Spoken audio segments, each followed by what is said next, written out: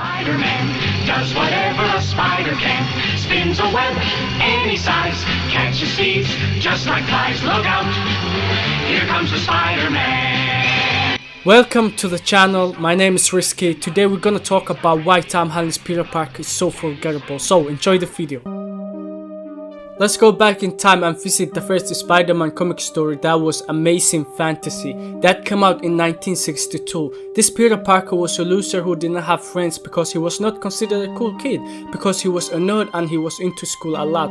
This Peter was an orphan who lived with his Aunt May and Uncle Ben, who were not rich but not poor. This Peter was confident when it comes to making new friends or approaching women, but he would be turned down quickly because he was not cool.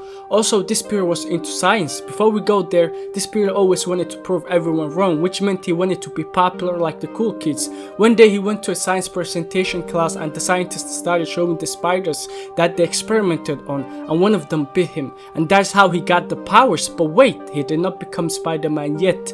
This Peter started to use his powers for fame because he always wanted to be popular, and he became that. One day, Peter let a thief escape because this Peter did not care about the others but himself. Uncle Ben gets shot and killed, and this Peter gets mad and he finds the murderer, which he finds out that guy who killed Uncle Ben was the thief that he could have stopped but chose to let go the other day. This Peter started to blame himself for the passing of Uncle Ben. Because of that, he started to save people because he didn't want them to suffer like him and lose their loved ones. And that was how he became Spider-Man. Spider-Man does whatever a spider can. Spins a web any size, catches thieves just like flies. Look out. I'm sure that you're asking yourself, what does this have to do with Tom Hollands Peter Parker? And here's why. This Peter Parker has flaws and problems that he has to worry about. He doesn't have a person that can make his life easier and give him cool gadgets or different mechanical suits, which makes him have struggles and be so relatable to the audience. What is the number one thing that makes superheroes likable? Relatability, and Tom Hollands Peter Parker does not have that. I already know what you're going to say. Oh, his Peter Parker is a teenager and he goes to high school. What more do you want from him? Here's the thing, listen.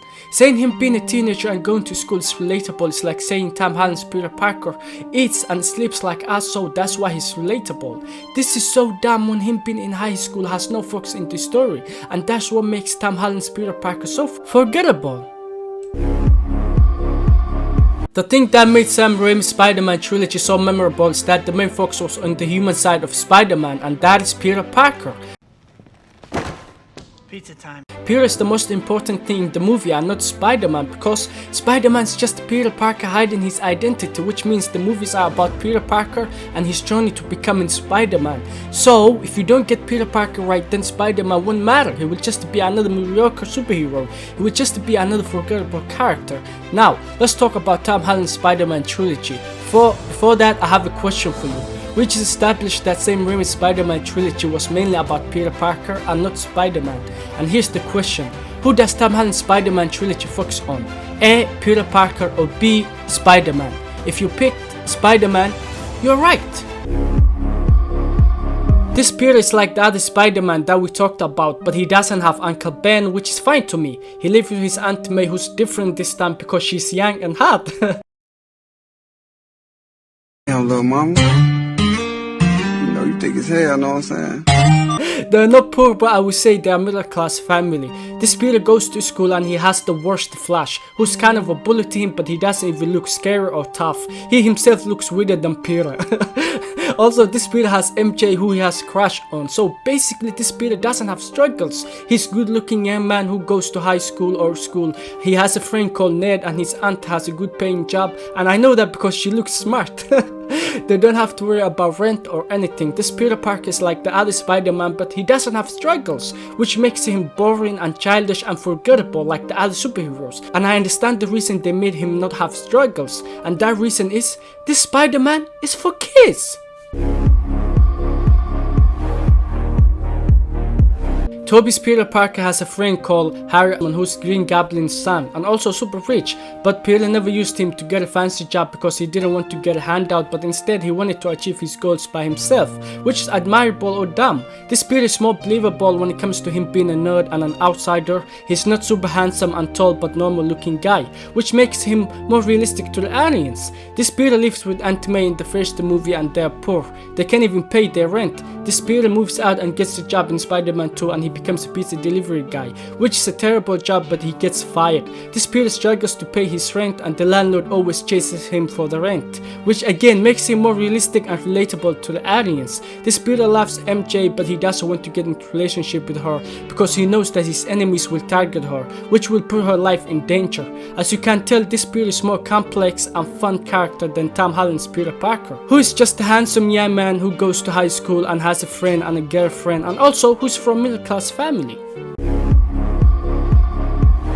Tom's Peter Parker has no struggles, and when he gets a new problem that he needs to overcome, he gets help from someone. That someone being Tony Stark or Nick Fury or Doctor Strange, and he never becomes independent. He always looks someone to hold his hand and show him the way. For example, spoiler warning, in Spider-Man No Way Home, the other two Spider-Man teach him not to look for revenge because it will just create a cycle of hatred. And I'm not saying this is bad, but how the other Spider-Man learned that lesson is just way better, which proves my point that Tom Holland's Peter Parker is forgettable, because whenever he gets a challenge and he needs to overcome that challenge, someone else shares the spotlight with him, which means he will always look for someone to hold his hand like a baby. Marvel just wants to make a lot of money, and what's Marvel's formula that every moviegoer loves? The non-serious, jokey, light-hearted tone movies which target kids, and that formula has a huge flaw, and that is the moviegoer will watch the movie with their kids and enjoy the movie because of the eye candy and forget about the movie after a week. And as we know, that's how Marvel makes a lot of money. That's why Tom Holland's Peter Parker is not the focus but Spider-Man, because kids want to see the cool superheroes swing and fight, and the kids don't care about a complex, rich story. That's why Marvel made this Peter Parker so light-hearted and childish and forgettable like the most of Marvel superheroes. Do I hate Tom Holland's Spider-Man? No, because I've seen Spider-Man No Way Home and I like it, and I also like Far From Home. I just think people forget about this Peter Parker because he's forgettable, and that's why I made this video. I always see people on the internet talk about Toby's Peter Parker and not Tom's. Also, I don't want you to change your opinion of Tom Holland's Peter Parker. If you love him, it's fine, because maybe you don't like complex Peter Parker. I just made this video to share my opinion of Tom Holland's Peter Parker so we can have a healthy conversation about this topic. Also, you may say, why didn't you talk about Andrew Garfield's Peter Parker? And the answer is, he sucks! He's trash!